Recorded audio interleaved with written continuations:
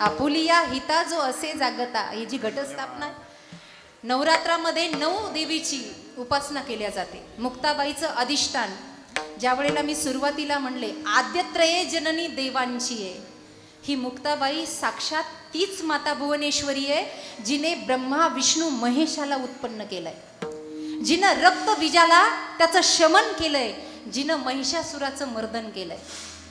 देवीला तुम्ही साधं म्हणू नका. या कलियुगातलं जागृत दैवत म्हणजे अंबाबाई आहे, जागृत. आणि एक गोष्ट लक्षात ठेवा, विठोबाचे भक्त इथं असतील ना, तर तोच आपला विठोबा आहे बरं का. वेगवेगळे रूप दिसत असतील, अनंत रूपे अनंत वेशे, हे सगळं वेगवेगळं दिसत असेल तरी रूप मात्र एक आहे. म्हणून अंबाबाईचं जे आराधना आहे ना, जे अधिष्ठान आहे ना, आता 3.5 पीठांची कथा तर आपल्याला माहीतच आहे. आपला भारतवर्ष एवढा महान आहे की इथे 3.5 पीठामध्ये तिनं वास केला. कोल्हापूरला, तुळजापूरला, सप्तशृंगी गडाला, रेणुका मातेचं अधिष्ठान माहूरचं. या सगळ्यांच्या पाठीमागे काही ना काही इतिहास आहे आणि तिचं प्रगट होण्याचं कारण हे आहे. तुम्ही तुळजापूरची देवी जर कधी पाहिली असेल तर त्या देवीचा एक पाऊल असा थोडा पुढे आहे आणि तिच्या अंगावर युद्धाची चिन्ह आहेत.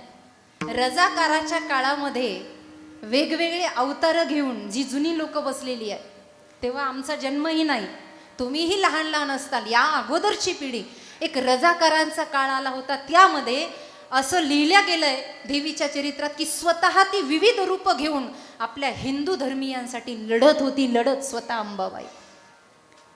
आपलं दैवत आहे ते, आपल्यासाठी लढतीये, आपल्यासाठी उभी आहे. जिथे आपण कमी पडतोय ती आपल्याला सांभाळायला सक्षम आहे. बर्वे झाले शरण गेलो, दुसऱ्या चरणात जे महाराज म्हणले ना, नंतर घेऊया चरण, जे म्हणले ना, बर्वे झाले शरण गेलो. का? जिथे कमी तिथे अंबाबाई आहे, जिथे कमी तिथे विठोबा आहे. तुम्हाला खोटं वाटेल, तुकोबारायांचा त्यांच्या दैवतावरचा एक श्रेष्ठ अभंग आहे, माझ्या विठोबाचा कैसा प्रेमभाव, आहे की नाही अभंग?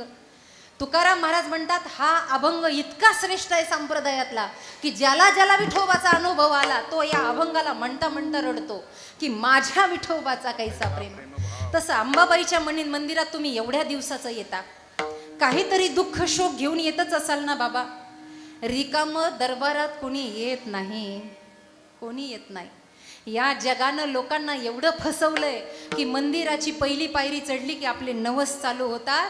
कारण श्रद्धेचं एकमेव ठिकाण आता मंदिर राहिलंय. श्रद्धेचं एकमेव ठिकाण संत आणि भगवंत हे राहिलंय, बाकी काही राहिलं नाही. जगात कुणावर विश्वास ठेवावा, कोण कधी लुबाडून जाईल, कोण कधी फसवेगिरी करल, कोण कधी वेड्यात काढल, सांगता येत नाही. इथे फक्त आमचं अधिष्ठान एकच सत्य आहे, ते अंबाबाईचं. रक्तबीजासारखा एक असुर. आपण कधी कथा देवी भागवतामध्ये ऐका, काही मूळ कथा आहेत ज्या तुम्हाला कळणारही नाही, पण महत्वाच्या काही कथा आहेत. त्या रक्तबीजाला वरदान भेटलेलं होतं. रक्तबीजाला 3 देव सुद्धा थकले होते.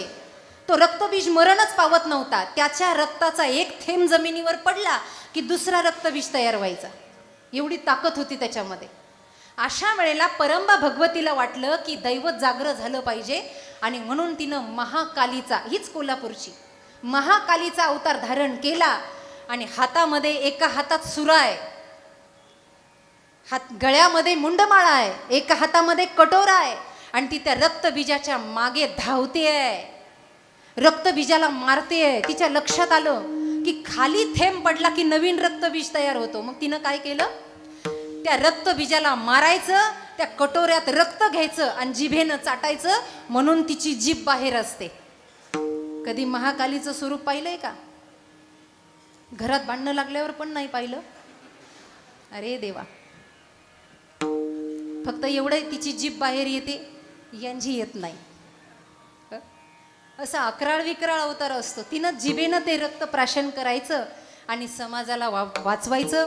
महिषासुरमर्दिनी सुद्धा ती अशीच झाली आणि म्हणून तिचं स्तोत्र रचल्या गेलं.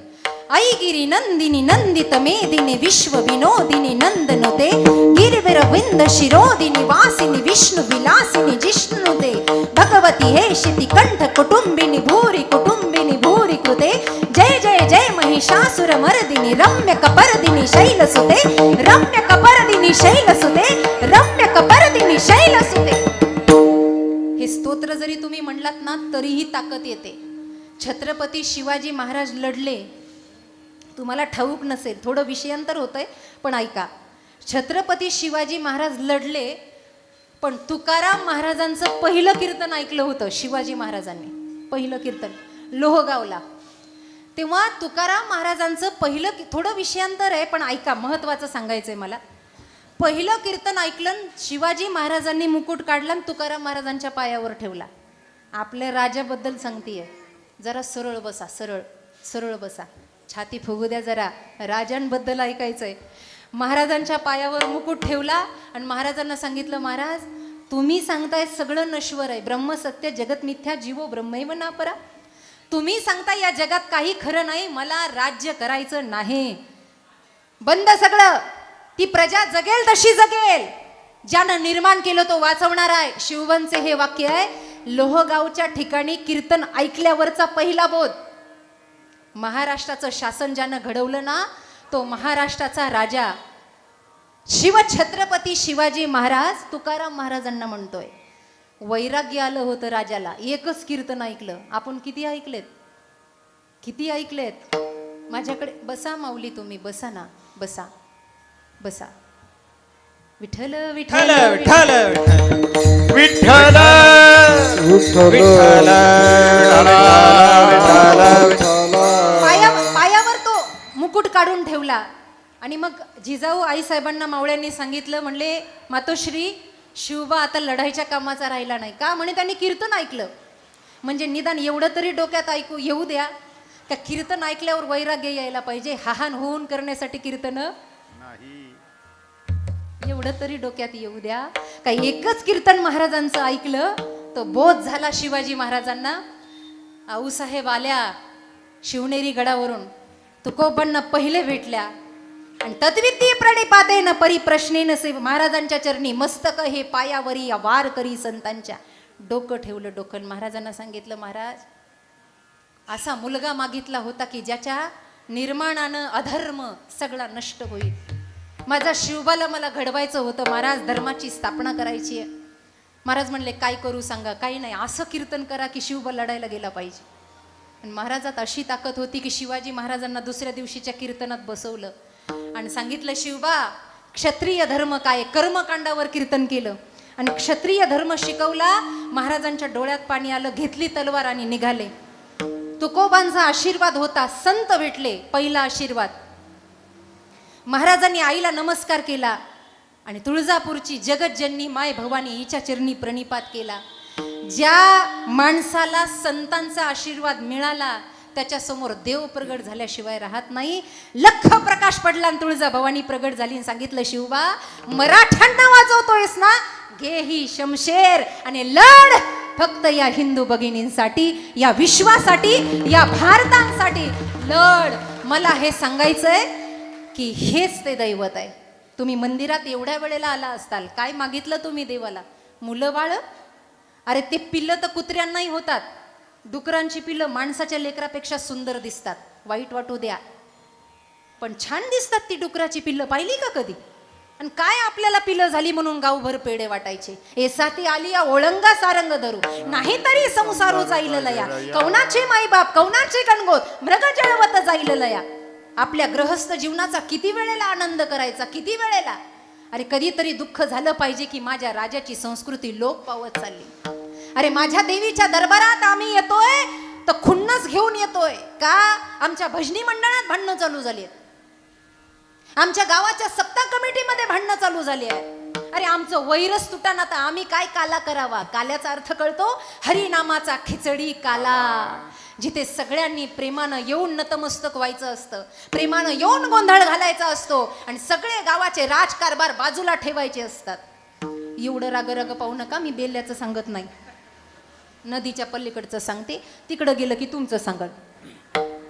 असं आहे. मला तात्पर्य एवढं सांगायचंय, आपल्याला वाटतं ना देव मागे पुढे उभा असावा. तुकोबांनी तेवढं केलं. नाथ महाराजांनी देवीवरचे अभंग लिहिले, गोंधळ गायला, जागरण केलं, जोगवा गायला.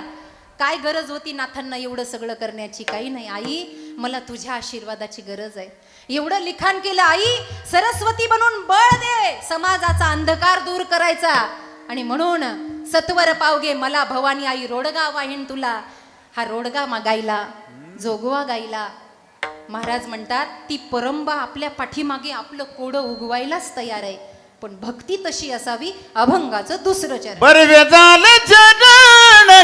दैवत नामाच्या पांडुरंग शरणी तुकोबाराय शरण गेले आहेत. बरवे झाले शरण गेलो. आपल्याला शरण जायचंय परंबा भगवतीला, जे काही आपलं दैवत असेल. माझ्याकडे लक्ष द्या. आपल्याला शरण जायचंय, कारण का जीवनात ताठपणा असेल, ताठपणा काही होत नाही. समाजात जरी तुम्हाला काही हवं असेल ना, तर थोडं झुकावं लागतं. ज्या फांदीला जास्त फळं आहे ती झुकते, लक्षात घ्या. झुकलं तर फार मोठं काम येतं. शिष्यस्तेहम शादी मानत्वाम प्रपन्नम, गीता सांगते. झुकलं पाहिजे, प्रणिपात केला पाहिजे, मस्तक ठेवलं पाहिजे. काय काय असे ताट राहता, मोडल पण वाकणार नाही, मर तिकडच. काय काम होत नाही. या भवसागरातून तरुण जायचं असेल, शरण शरण व्हायचं, झुकायचं. आईच्या समोर आलं ना, बस बस झाली घरगृहस्थी. आता ती एवढं मोठं दैवत आहे. घरातली स्त्री नसेल तर आपल्याला तुटवडा जाणवतो. आता रिकामी जागा कोण भरू शकत नाही. घरातलं सौंदर्य स्त्रीसाठी आहे, तसं परमार्थाचं सौंदर्य भक्तीसाठी आहे. आणि परमात्म्याचं सौंदर्य माता मुक्ताईसाठी आहे, लक्ष्मीसाठी. ती मुक्ताई लक्ष्मी आहे. गंमत सांगते. एकदा देवाचं आणि आईचं भांडण झालं, आणि भांडण झाल्यानंतर आई म्हणली, देवा कशाला भांडताय माझ्यासोबत, कशाला भांडताय? नाही भांडण तुम्ही कितीही केलं ना माझ्यासोबत, पुन्हा तुम्हाला नाही करमलं की तुम्ही माझ्या जवळच येणार बोलायला. बरोबर आहे ना हे? देवाचं तसं तापलं कसं असेल? किती भांडणं केलं तर बोलायला जवळ जावंच लागेल. देव म्हणला, नाही नाही, तुझं माझ्याशिवाय काय चालत नाही. ती म्हणली, देवा असं जास्त बोलू नका आगाऊचं. मी म्हणजे साक्षात मायेचं रूप आहे. माझ्या मनात आलं ना तर भगवंतानं सुद्धा सांगितलंय, दुस्तरे माया दैवी हेशा गुणमयी मम माया दुरत्तया मामे वये प्रपद्यंते माया. काय करावं? देव म्हणला, पैंज पडली दोघांची पैंज.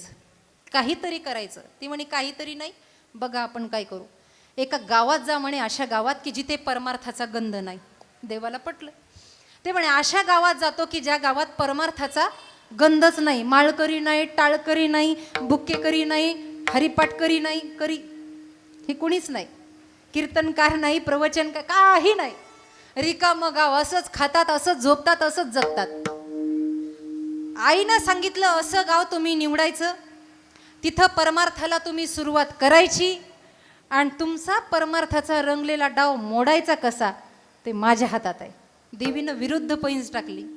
आता खरं तर ती साक्षात भगवती आहे, साक्षात भक्ती आहे, पण आज खेळ उलटा झाला. देव म्हणलं, ठीक आहे, मला मंजूर. मग देवानं इतकं सुंदर रूप धारण केलं. आता भगवंतापेक्षा सुंदर या जगात कोणी नाही. राजस सुकुमार मदनाचा, देखोनिया तुझ्या रूपाचा, वगैरे वगैरे. सुंदर ते ध्यान हे पाहिलंय आपण. हे सगळं रूप धारण केलं. पायात खडावा, काखेमध्ये झोळी, एका हातात कमंडलू, माळ जपणं चालू आहे. इतकं सुंदर रूप. आणि अशा गावामध्ये देवानं प्रवेश केला की तिथे परमार्थ नाही. ओट्यावर जाऊन बसली बुवा. 10-15 पोरं, टवाळ पोरं, टवाळ, फक्त बापाच्या जीवावर बसून खाणारे असे टवाळखोर त्या रस्त्यानं चालले होते सकाळी सकाळी. आणि सकाळी सकाळी जाताना त्यांना ते श्रीमुख दिसलं. दिसल्याबरोबर पोरं एकमेकाला म्हणायला लागले, का रे लईच देखणं आहे, लईच देखणं आहे. केस पांढरे आहेत पण देखणं आहे. देवानंही असा अवतार घेतला की केस सगळे पांढरे पण रूप देखणं. पोरं म्हणले, कोणती क्रीम लावित असेल रे, कोणत्या सलून मध्ये जात असेल, लईच देखणं आहे. पोरं एकमेकाला विचारायला लागले. मग त्यातलंच एक हुशार होतं. ते म्हणलं, असं करून आपण त्यालाच जाऊन विचारू. सगळे पोरं अशी देवाजवळ आली आणि देवाला प्रश्न विचारला, का रे बाबा कुठलास तू? आता देवाची भाषा तशी, देववाणी कशी असणार आहे? पोरांनी 4-5 प्रश्न एकाच वेळेला विचारले. कुठला आहेस, कशाला आला, कसा आहेस, कुठं जायचंय, कोणाचा पाहुणा आहे? देवानं एका वाक्यात उत्तर दिलं, मी भक्तीचा परिचारक आहे आणि भक्तीचा प्रचार प्रसार करायला आलोय. म्हणजे आपल्या भाषेत ह भ प. आता एवढी उच्च लेवलची भाषा त्या पोरांना कळती का? ते म्हणले, ही भक्ती कोणाच्या खानदानात दिलेली आहे? भक्तीचा परिचारक म्हणल्यावर म्हणजे कोणाच्या घरात? त्यांना वाटलं याची पोरगी भक्ती नावाची गावात नांदी आहे आपल्या. म्हणलं कोणाच्या घरात? अरे म्हणला ती भक्ती नाही, देवाची भक्ती. अरे कोणचा देव? त्या पोरांना देवही माहित नाही. कोणता हरी? अरे कोणता पांडुरंग? देवानं डोक्याला हात लावला, सुरुवात अशी तर शेवट कसा. पण तो देव आहे, या जगातलं अशक्याचं शक्य करण्याचं काम फक्त तोच करतो.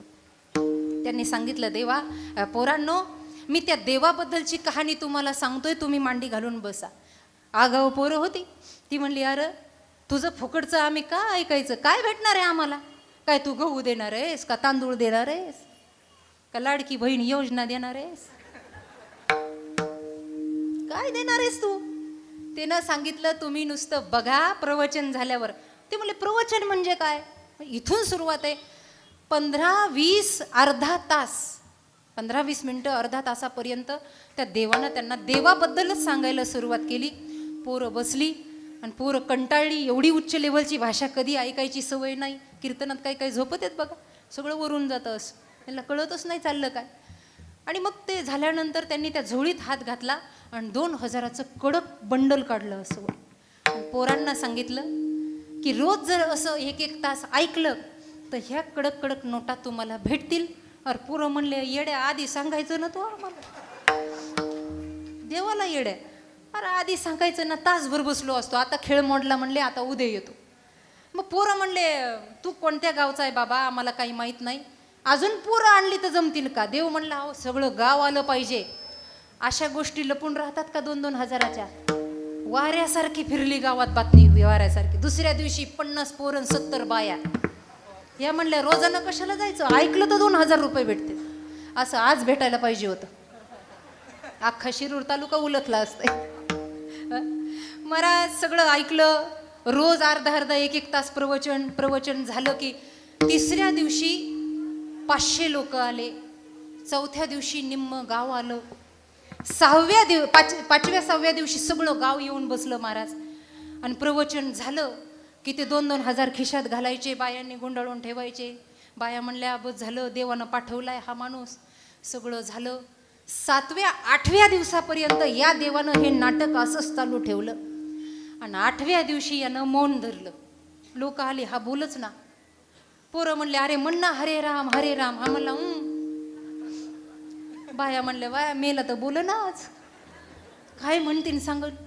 अर्धा तास गप्प बसले ना. अर्ध्या तासानं त्यांना सांगितलं, आज माझं मौन आहे, मी बोलणार नाही, इथून पुढे सुद्धा बोलणार नाही. लोक म्हणली, का का आमची बँक बंद करतोयस काय. त्यानं सांगितलं, नियम बदलला देवानं. काय, आजपासून मी त्यांनाच प्रवचन सांगेल आणि त्यांनाच पैसे देईल ज्याच्या गळ्यात माळ आहे. लोकांना त्याच्यातूनच वर्गणी निर्माण केली. पंढरपूरला माणूस पाठीला आणि याच्यापेक्षा मोठ्या मनाच्या माळा आणल्या दिसाव म्हणून. आणि अशा शर्टाच्या बाहेरच टाकल्या पोरांनी. तर बायांनी पण असं समोर टाकलं दिसावं बसल्या बसल्या. अर्ध गाव माळकरी. त्या देवानं सांगितलं, नाही म्हणे, अजून येऊ द्या. जवळपास गाव माळकरी व्हायला लागलं. संकल्प तोच होता. सगळे माळा घालून बसले. 2-2 हजार रुपये भेटायला लागले. 8 दिवस पुन्हा प्रवचन चाललं. 8 दिवसानं या बाबानं पुन्हा मौन धरलं. लोक म्हणले, आता काय झालं, याला राऊंड अटॅक काय येतोय, लोकांना कळना. हे 8 दिवस बोलत आणि 1 दिवस बोलतच नाही. दुसरा झटका आला आणि दुसऱ्या झटक्यात देवानं सांगितलं, आता ज्याच्या हरिपाठ पाठ आहे त्यानंच इथं बसायचं, बाकीच्या इथं बसायचं. लोकांनी रात्रंदिवस एक केली पण हरिपाठ पाठ केला. असा पाठ नाही होणार. पिक्चरचं गाणं लवकर पाठ होतं, हरिपाठ पाठ होत नाही. कसा तरी 2-3 दिवसात काय केलं, दिवस रात्र एक हरिपाठ पाठ केला म्हणून दाखवला. पुन्हा देव खुश झाला. पुन्हा 8-10 दिवस. 3रा झटका देवाला आला. देव म्हणला, ज्याचं प्रवचन आहे त्याचं मंदिर गावात झालं पाहिजे. लोक म्हणलं, अरे मंदिर, हो म्हणे. ह्याच लोकवर्गणीतून मंदिर बांधलं. जयपूरला जाऊन मूर्त्या आणल्या, मूर्तीची स्थापना केली. मग देव म्हणला, असं चिरकाळ जर ठेवायचं असेल तर माझी खोली तुम्हाला बांधावी लागेल. देवानं देवाची खोली पण बांधून घेतली तिथं राहायसाठी. देवाची खोली बांधली, मंदिर झालं, मूर्ती स्थापना झाली. देव म्हणला, बस आता कलशारोहणाचा कार्यक्रम करायचा. 7 दिवस गावात सप्ताह ठेवायचा. सगळं गाव हरिभक्तीने रंगलं. आणि रंगता रंगता 7 दिवसाचे कीर्तन, ते मोठे मोठे कीर्तनकार, अगं असा रंग भरला. अंबाबाईवरून पाहतच होती. म्हणली, रंगू दे, तुझा मोडायचा कसा मला माहिती. गावाला जायला अख्खी सुटकेस तुम्ही तयार कराव आणि येईने नुसतं म्हणा, मला नाही यायचं. खेळ मोडला सगळा. पुन्हा रंगच नाही त्या खेळाला. महाराज सगळं झालं, काल्याचं कीर्तन झालं, दहीहंडी फुटली, कीर्तन झालं, भोजनाच्या पंगती बसल्या. देव असा खुश, वा मी करून दाखवलं. देवाला बसायला असं आसन, देव मस्त लोडला टेकून बसलाय, सगळ्याला पाहतोय. काल्याचं कीर्तन झालं, पंगत बसली आणि अंबाबाई आली बाबा. 7 रंगाचं पातळ घातलं, वाकडी काठी हातामध्ये घेतली, पांढरे केस, सगळे दातो पडलेले, समोरचे 2च साबूत. विक्राळ अवतार घेतला, अंगाचा एवढा वास येत होता, डोळ्यातला वडस त्याच्यातून पू गळतोय, असा विचित्र अवतार अंबाबाईनं घेतला आणि काठी जोरात आदळली. वाढा, जेवायला वाढा. गावचा सरपंच पळत आला आणि म्हणला, पोरांनो म्हातारी भुकेलेली आहे, तिला जेवायला वाढा. आता पोरं लय आगाव, 2-4 पोरं जवळ गेली तर नाक दाबून आली, म्हणली सरपंच आहे, अख्ख्या गावाला वाढतो पण त्या म्हातारीला वाढीत नाही. पोरं तशी परत आली, सरपंचानं पत्रवळी काढली आणि आजीला बसायला जागा दिली. ती आजी काय म्हणली माहिती आहे? सरपंच, मी दुसऱ्याच्या ताटात जेवत नाही, माझं ताट माझ्या सोबत असतं. त्याला वाटलं अशा अवतारातल्या म्हातारीचं ताट कसं असू शकतं, ॲल्युमिनियमचं वाकडं तिकडं ताट आणि फुटलेला ग्लास, असं स्वप्न सरपंचानं पाहिलं. पण म्हातारीनं जोळीत हात घालून जे ताट काढलं तर सरपंच चक्कर येऊन पडला, तर तासभर उठला नाही. ते 22 तोळ्याचं सोन्याचं ताट होतं, 22 तोळ्याचं, आणि त्याला हिरे माणिक मोती सगळीकडून लावलेले होते. जी पोरं नाक दाबून पळाली ती पोरं वाढायला आली म्हातारीला. सगळे म्हातारीच्या जवळ गर्दी, एक म्हातारीला वारं घालीत आहे. अरे जिथं पैसा आहे तिथं काही चलतं बाबा, वारं घालीत आहे वारं. काय म्हणतोय, आजी कुठून आलात, काही बोलायला नाही, कसे आहात, कुठून आलात, जेवण घ्या ना, पाणी घ्या, आधी कोणी विचारत नाही. पैसा आला की हे सगळे उपचार चालू होतात. म्हातारीनं भोजन वाढून दिलं, पाणी फिरवलं, भोजन केलं, उदरम पूर्ण भोजन झालं.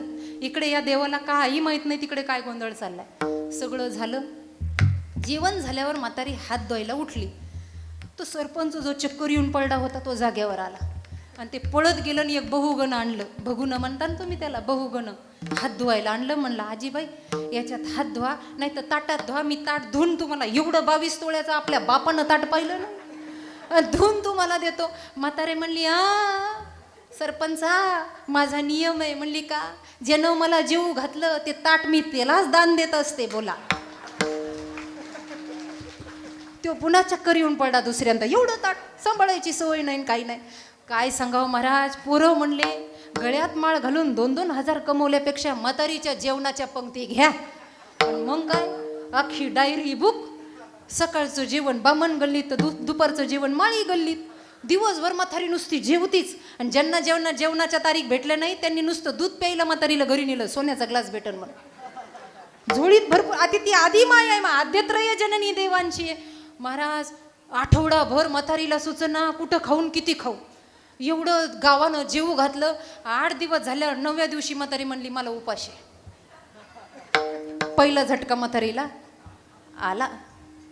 लोक म्हणले कुठं पोट दुखलं सांगा. ती म्हणली माझा नियम बदललाय, ज्याच्या गळ्यात माळ त्याच्या घरी मी जात नसते. पोराईने कचाकचाच माळी तोडून टाकल्या गळ्यात, घालायला येळ नाही, काढायला येळ नाही. असं तर आपला खेळ आहे. माळी तोडून टाकल्या. म्हातारी पुन्हा 8 दिवस जेवली. म्हातारी म्हणली जर हरिपाठाचा एक जरी अभंग ऐकला तर पुन्हा घराचा उंबरटा चढणार नाही. लोकांनी हरिपाठ असे सोडून दिले नदीमध्ये. मग ह्या देवाला लिंक लागली, काहीतरी गावात घडतंय. शेवटचा टप्पा आला आणि 3ऱ्या आठवड्यात म्हातारीनं जेवण सुरू केलं. आणि मग म्हातारीनं एक दिवस उपास केला. लोक म्हणले आजीबाई होतोय आम्ही श्रीमंत तर होऊ द्या ना, का उपास केला? म्हातारी म्हणली तुम्हाला जर वाटत असन तर मी तुमच्या गावात कायमचं राहावं आणि तुम्हाला सोन्याची ताटं द्यावी. तर जो बामण तुम्ही देव घरात तिथं बसविलाय, जो देव बसवलाय त्याच्या हातून माळा घातल्या, त्याची रूम खाली करा, त्याची गाढवावर मिरवणूक काढा, मी इथंच थांबते म्हणे. देव पळून गेला महाराज, कशाला गाढवावर बसायचं, पळून गेला पळून. आणि मग त्यांना आधी मायाला हात जोडले. अगं तू असल्याशिवाय मी सुद्धा पूर्ण नाही, असा अवतार तिनं धारण केला. पण कुणाच्या द्वारे? संतांच्या उपासनेच्या द्वारे. अभंगाचं 3रं चरण.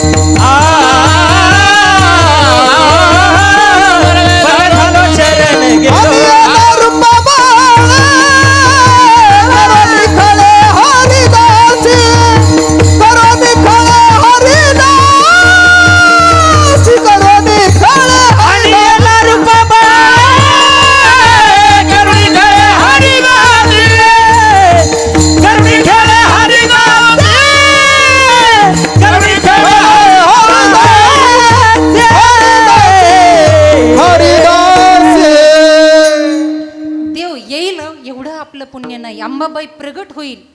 मला इथे सांगितलं काही व्यक्तींनी, त्यांची समाधी आहे, त्यांचं नाव काय आहे त्या स्त्री,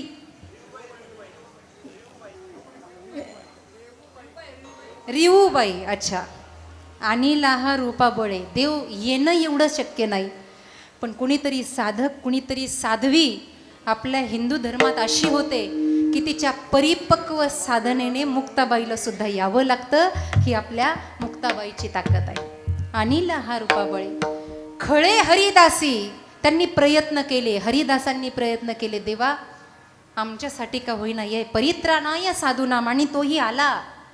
विनाशायच दुष्कृताम धर्म संस्थापनार्थाय संभवामी युगे युगे. या न्यायानं तो आला. आज वर्धापन दिन आहे आणि या वर्धापन दिनाच्या निमित्तानं आपल्याला काही चांगले संकल्प करायचे. अध्यक्ष, उपाध्यक्ष, सचिव, महामंडळ, आजचे कीर्तन सौजन्य, आमचा शिंदे परिवार, भुजबळ परिवार, आपण सर्वजण इथं बसलेले आहात. आईची उपासना करायची अंतकरणातून करा. आता मोठी संधी आहे नवरात्राची. फक्त पहिल्या दिवशी हा कलर आणि दुसऱ्या दिवशी हा कलर. मला गंमत वाटते बायांची, वाईट वाटू देऊ नका. अरे ज्याला रंग नाही, ज्याला रूप नाही, त्याने कलर कुठून आणला ग? रंग नाही, रूप नाही, नाही वर्ण छाया, निराकार निर्गुण तुर गुरा. आमच्या बायांनी फक्त तो कलर घातला की तिला वाटतं आलीच रेणुका, आलीच कोल्हापूर. अगं रंग घालण्यापेक्षा, वाक्य नीट ऐका, तिच्या आभूषणाचे वेगळे वेगळे रंग घालण्यापेक्षा तिचा रंग अंगाला लागू द्या एकदा. तिचा रंग लागणं गरजेचं आहे. अवघा रंग एक झाला, रंगी रंगला श्रीरंग. तिचा रंग लागणं महत्वाचं आहे. आज खरं तर या दैवी शक्तीची गरज आहे समाजाला. धर्मावर बोलताना बऱ्याच वेळेला आम्ही बोलतो की महिलांसाठी 50% आरक्षण आलं, महिला पुढे आहेत प्रत्येक क्षेत्रामध्ये. पण कधी कधी मला थोडंसं विरोधात बोलावं वाटतं. तुम्हाला वाईट वाटेल, वाटू द्या. तुमची बहीण, तुमची मुलगी, तुमची गुरु, तुमची मैत्रीण कोणत्या नात्यानं घ्या, वाईट वाटू द्या, वाईट वाटू द्या.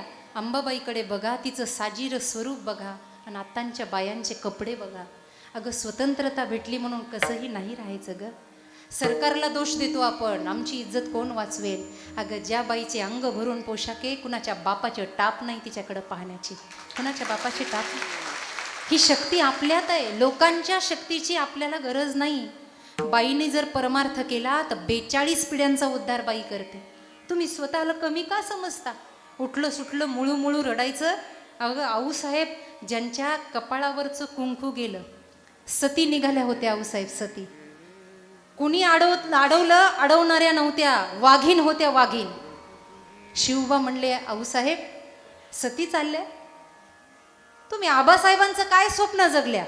तुम्ही रडतायत आबासाहेबांसाठी? आऊसाहेब तुम्हाला हे शोभत नाही. माझ्या समोर आबासाहेबांना तुम्ही स्वराज्याचं दान देईल, सौभाग्याचं मी वाण घेऊन तुमच्याकडे येईल, असं माझ्या समोर तुम्ही शब्द दिलता ना? म्हणे हो दिला. मग आता सती कशाला चालल्या?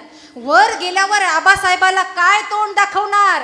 कुठे सौभाग्याचं वाण? असं जर आबासाहेबांनी विचारलं तर काय वाण द्याल?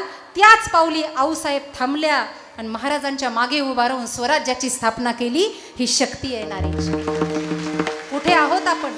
मुक्ताबाई, जनाबाई, गार्गी, मीरा, या सगळ्या स्त्रिया जगल्या. मोठ्या मोठ्या कीर्तनकार आपल्या संप्रदायात झाल्या. मी तर मगाशीच बोलता बोलता कुणाला म्हणले, श्री कीर्तनकार जर स्टेजवर उभा राहिली पहिल्या काळामध्ये 25 वर्षापूर्वी, तर बाईला कीर्तन करण्याचा अधिकार नाही असं म्हणून सांप्रदायिक लोक खाली बसवायची.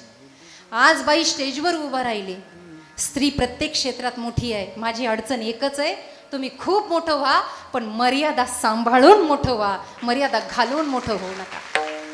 आम्ही संन्यास घेतला, घराच्या बाहेर निघालो, आम्हाला कुठे आईबाप होते वळण लावायला, पण आमच्या गुरुजींच्या नावाला कुठे दाग लागू नये, आम्हाला सांभाळणाऱ्या लोकांच्या मागे कुठे दाग लागू नये, हे आम्ही ठरवलं आणि त्या मर्यादेने आम्ही समाजात जगलो. स्त्रीने जर मर्यादा सांभाळली ना तर एका घराचे 2 घरं कधीच होत नाही. मुक्ताबाईचा आशीर्वाद पाहिजे ना तुम्हाला? मुक्ताईचा आशीर्वाद पाहिजे? हाच तिचा आशीर्वाद आहे. तुम्ही चांगलं मागा, ती तुमच्या मागे उभा आहे. तुम्ही चांगलं बळ मागा, तुम्ही बळ मागा ना. आई पोटी अशी संतती येऊ दे की धर्मासाठी कामाला येईल. पण आमच्याकडचं असं झालंय की शिवछत्रपती शिवाजी जन्माला येऊ दे, पण शेजारच्या घरात आमच्या नको. कारण का आम्हाला त्रास होतोय. नका बायांनो, कलियुग प्रवाहामध्ये आहे, डुबण्याच्या मार्गावर आहे. आता आपणच आपल्या घराला, आपल्या गावाला, आपल्या परिवाराला सांभाळू शकतो. या वर्धापन दिनाच्या निमित्तानं मी एवढंच सांगून जाईल, आपली मर्यादा, आपली संस्कृती आणि आपली जिज्ञासा जपा. आईचं दास्यत्व बनून राहा आणि आईनंही मर्यादेत राहून जसा संघर्ष केला तसा आपल्या जीवनाचा संघर्ष करा. ती मोठं बळ आपल्याला देईल. वंदनीय तुकाराम महाराज म्हणतात, मला या दैवताचं दर्शन झालं आणि या दर्शनानं मी आनंदात रंगलो. अभंगाचं शेवटचं चरण. तुका म्हणे समागमे, तुका म्हणे समागमे, का म्हणे समागमे, तुका म्हणे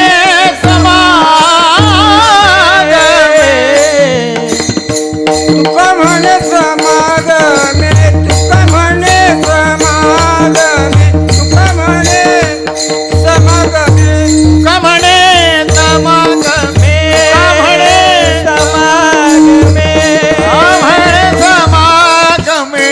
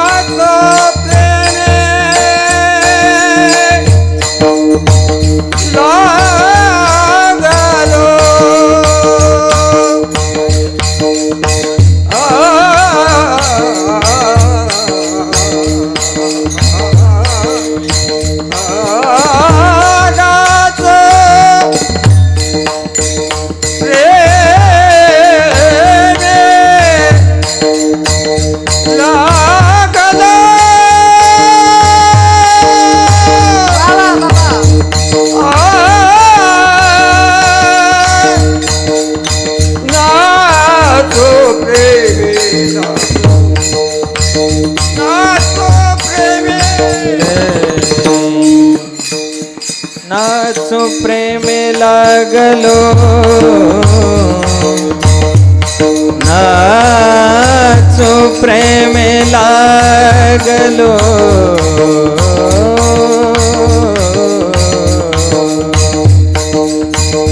रे प्रेमे नाचो प्रेमे लागलो,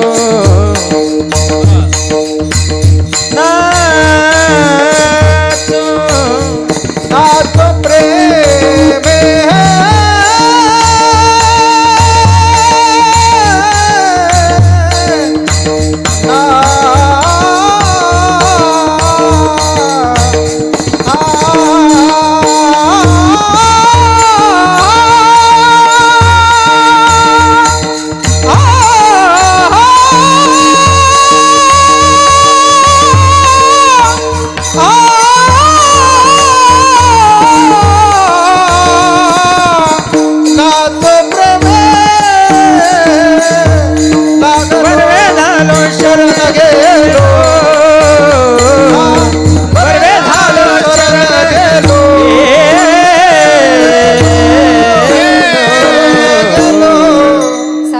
दंडकाप्रमाणे एकदा विठोबा रुक्माईचं भजन करूया. सर्वांनी ताट वरती हात करा. म्हणा महाराज. विठोबा रुक्माई, विठोबा रुक्माई, अरे विठोबा रुक्माई, विठोबा रुक्माई, विठोबा रुक्माई, विठोबा रुक्माई, विठोबा रुक्माई, विठोबा रुक्माई, कुंडली कवरदारी विठ्ठल, पंढरीनाथ ज्ञानेश्वर महाराज, जगदोराम महाराज, मुक्तादेवी माते, विठोबा रुक्माई.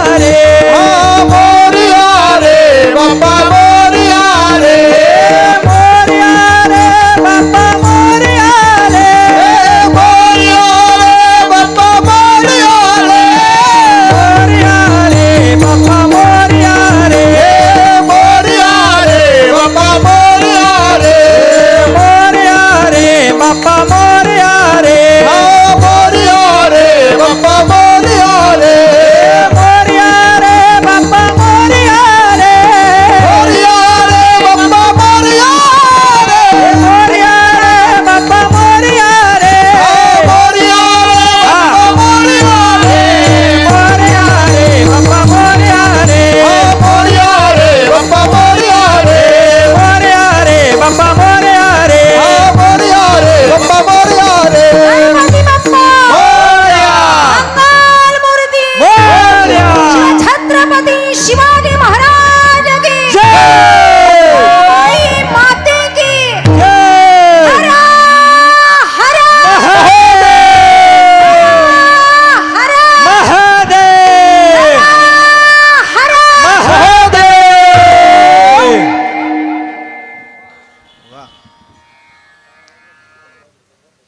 झालं ना मोकळं.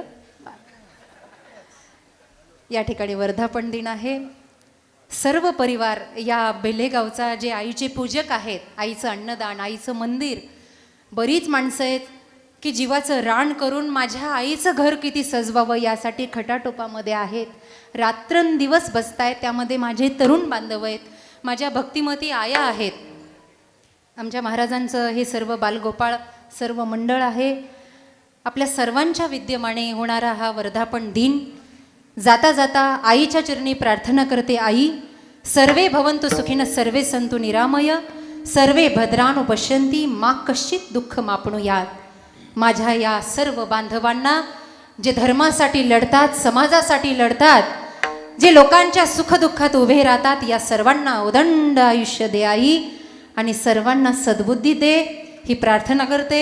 शिंदे परिवाराने मला या ठिकाणी निमंत्रित केलं. या व्यासाच्या गादीवर उभा राहण्याचा पात्रतेचा आशीर्वाद मला आईनं दिला. त्याबद्दल आईला साष्टांग दंडवत करते आणि माझ्या शब्दांना थांबवते. या ठिकाणी गायनाचार्य काळूराम महाराज गिणनचा विठ्ठलदादा, आकाश महाराज आणि मृदंग आचार्य रघुराज महाराज ढोबळे या सर्व भावंडांच्या संमिलनानं रागविरागाच्या साथीत सेवा अर्पण करण्याचा मी प्रयत्न केला. काही चुकलं असेल माफ करा, काही गोड वाटलं असेल आईचा प्रसाद या न्यायानं थांबते. ज्ञानेश्वर माऊली ज्ञानराज माऊली माऊली ज्ञानेश्वर माऊली ज्ञानराज माऊली ज्ञानेश्वर माऊली ज्ञानराज माऊली विठ्ठल जय जय विठ्ठल. जय विठ्ठल जय जय विठ्ठल जय विठ्ठल जय विठ्ठल बोलिले गुणे वेडे वाकुडे उतरे क्षमापराध महाराज तुम्ही सुद्धा नाही विचारिला अधिकार म्या फुला क्षमापराध महाराज तुका म्हणे ज्ञानेश्वर राखा पाया पैकी करा क्षमापराध महाराज तुम्ही सुद्धा ज्ञानदेव तुकाराम ज्ञानदेव तुकाराम देव तुकाराम तुकाराम तुकाराम तुकाराम तुकाराम तुकाराम पुंडलीकवरधारी विठ्ठल श्री ज्ञानदेव तुक पंढरीनाथ व माऊली ज्ञानेश्वर मुक्तादेवी माते की जय.